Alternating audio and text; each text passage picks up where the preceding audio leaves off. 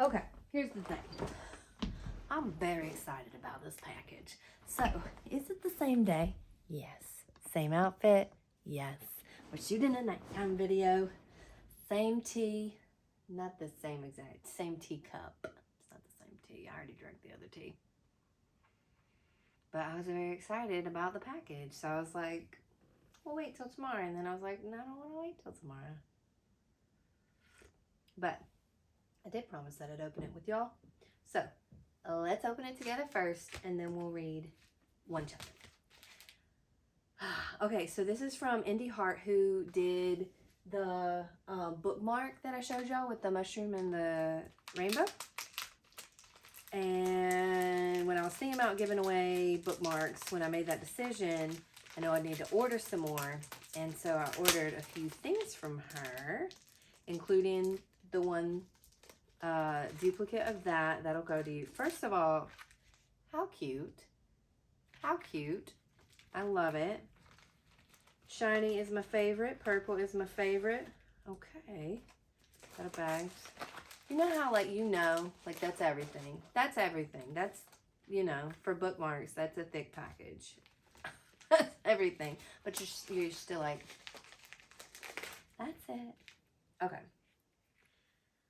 Oh, she's so sweet.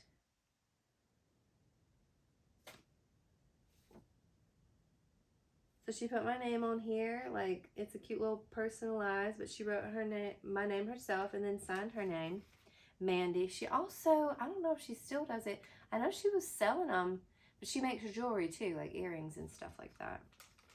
So, so cute. Okay, let me just dump this out.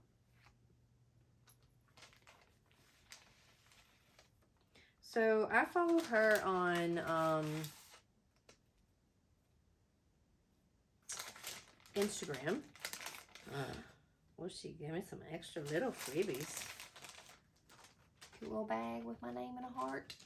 Is she a sweetheart like that? Okay. So we got the, I'm gonna come up so y'all can see. We got the rainbow mushroom extra one. So someone will get that. That one's matte and this one is gloss. So I'm gonna put them together, and then whoever claims that one, you can decide which one you get. It's okay to be weird. A little nod to the Barbie movie. So we've got that one coming up in a book soon, and so I'm gonna put that over here with the other one.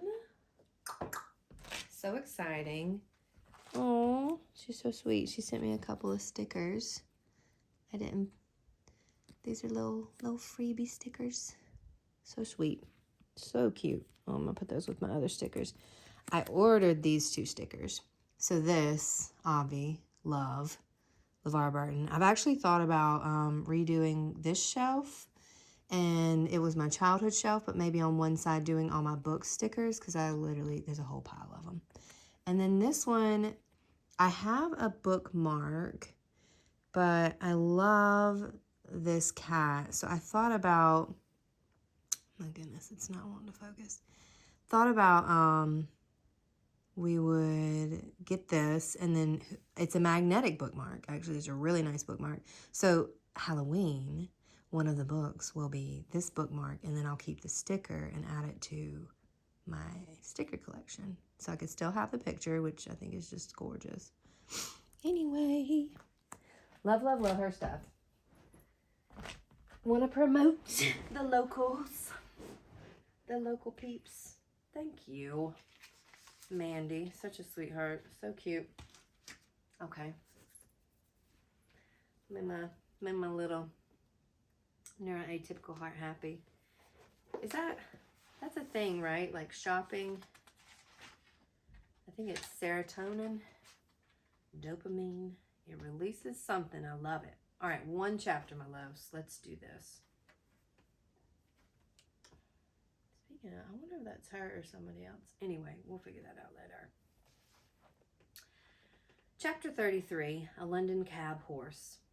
My new master's name was Jeremiah Barker, but as everyone called him Jerry, I shall do the same. Polly, his wife, was just as good a match as a man could have. She was a plump, trim, tidy little woman, and with smooth, dark hair, dark eyes, and a merry little mouth. The boy was nearly 12 years old, a tall, frank, good-tempered lad, and little Dorothy, Dolly they called her, was her mother over again, at 8 years old. They were all wonderfully fond of each other. I never knew such a happy, merry family before or since. Jerry had a cab of his own and 2 horses, which he drove and attended to himself.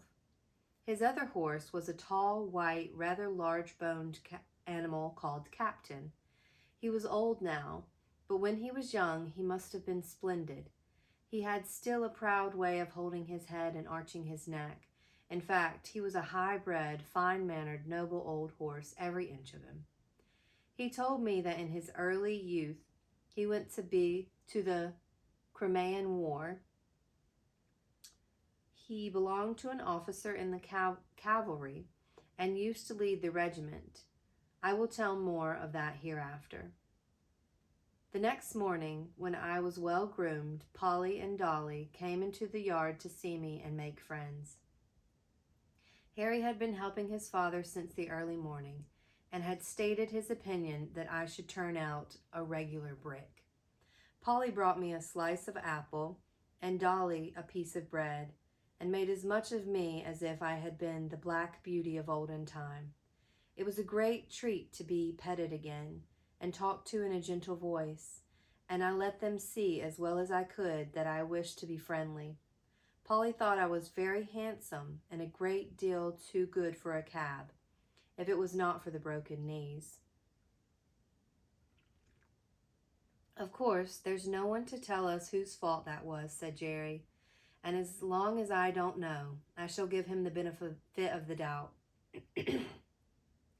For a firmer, neater stepper I never rode. We'll call him Jack, after the old one. Shall we, Polly? Do, she said, for I like to keep a good name going. Captain went out in the cab all the morning. Harry came in after school to feed me and give me water. In the afternoon I was put into the cab. Jerry took as much pains to see if the collar and bridle fitted comfortably, as if he had been John Manley over again. When the crupper was let out a hole or two,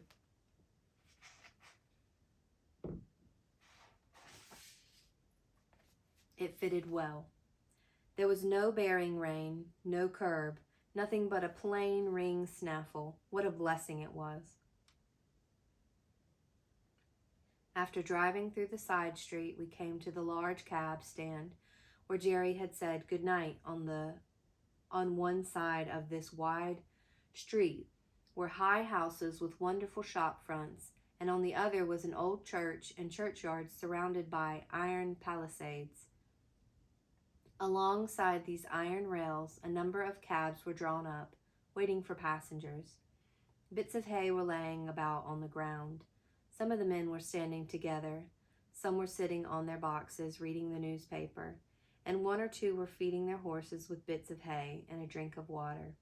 We pulled up in the rank at the back of the last cab. 2 or 3 men came round and began to look at me and pass their remarks. Very good for a funeral, said one. Too smart-looking, said another, shaking his head in a very wise way. You'll find out something wrong one of these fine mornings, or my name isn't Jones. Well, said Jerry pleasantly, I suppose I need not find it out till it finds me out, eh? And if so, I'll keep my spirits up a little longer. Then came up a broad-faced man, dressed in a great gray coat with great gray capes, and great white buttons, a gray hat, and a blue comforter loosely tied around his neck. His hair was gray too, but he was a jolly-looking fellow, and the other men made way for him. He looked me all over, as if he had been going to buy me, and then straightened himself up with a grunt. He said, He's the right sort for you, Jerry. I don't care what you gave for him. He'll be worth it. Thus my character was established on the stand. This man's name was Grant, but he was called Gray Grant, or Governor Grant. He had been the longest of the stand of any of the men, and he took it upon himself to settle matters and stop disputes. He was generally a good-humored, sensible man, but if his temper was a little out, as it was sometimes when he had drunk too much, nobody liked to come too near his fist, for he could deal a very heavy blow. The first week of my life as a cab horse was very trying. I had never been used to London and the noise, the hurry, the crowds of horses, carts, and carriages, and I had to make my way through. Made me feel anxious and harassed, but I soon found that I could perfectly trust my driver, and then I made myself easy and got used to it.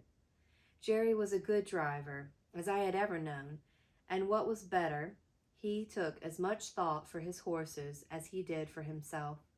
He soon found out that I was willing to work and do my best, and he never laid the whip on me, unless it was gently drawing the end of it over my back.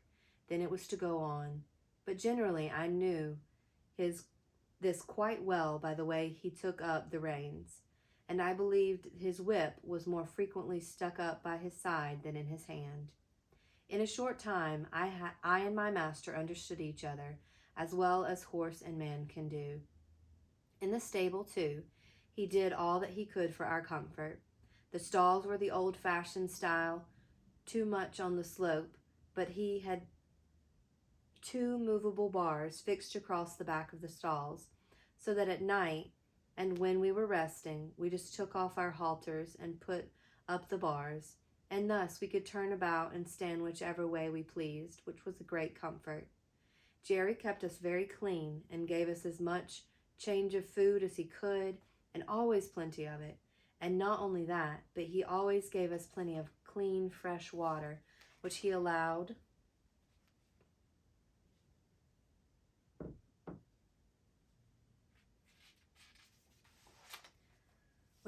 to stand by us both night and day, except, of course, when we came in warm.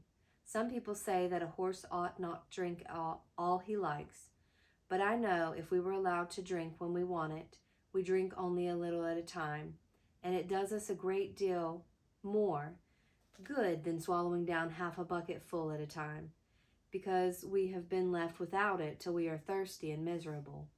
Some grooms will go home to their beer and leave us for hours with our dry hay and oats and nothing to moisten them. Then, of course, we gulp down too much at once, which helps to spoil our breathing and sometimes chills our stomach. But the best thing that we had here was our Sundays for rest. We worked so hard in the week that I do not think we could have kept up to it but for that day. Besides, we had time then to enjoy each other's company. It was on these days that I learned my companion's history. I'm going to take you through a couple of the pictures and we'll stop there. Next chapter is about the war horse. Speaking of war horse, have you ever seen that musical? Really good musical. I think that's him. I think that's Jerry. Just a bit of pasture. Then a colored one. I'm going to save the other one for next time because it's of the next chapter. There was no escape, 134. I'm guessing that's when his feet had gotten dirty in the stalls. All right, y'all. I think that's it for tonight. 2 videos in one day. My goodness gracious. Thank y'all. And I'm so excited about my package. Might do something fun with that. Thank you so much, Mandi, Indie Designs. Indie Heart Design. I'm gonna hold up. See if I can get her code in there. If you want to look her up. Like I said, Instagram's where I follow her, but she's super fun, local to Jacksonville, Florida. So yeah, if you're in the area, definitely look her up. And she always posts about, festivals and art, want to say art programs, art markets that she goes to. So thank you so much. Y'all have a beautiful night.